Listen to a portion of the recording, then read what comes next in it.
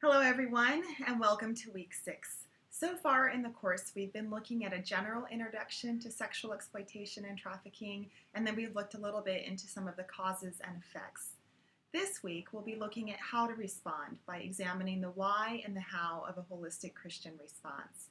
And normally we would be doing this over a 2-week period, but I want to give you plenty of time next week to work on your group projects, so we'll be covering both of those topics this week.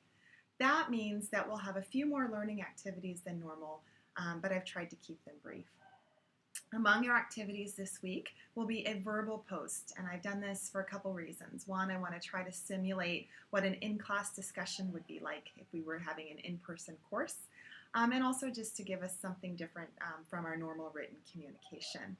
Hopefully this activity will work out okay, and feel free to give any feedback in the course questions forum if you encounter any difficulties, which I hope you won't. In addition to examining a holistic Christian response, you'll have a couple of other tasks to complete this week as well. First is continuing working on your group project. And don't forget that your initial draft of your final group submission is due at the end of the week next week, along with a progress report. At that time, I'll also be asking you to submit a peer evaluation. And if you have any questions about the group project work or any concerns about the workings of your group, please let me know ASAP. And you can either do that in the course questions forum or you can send me a private email.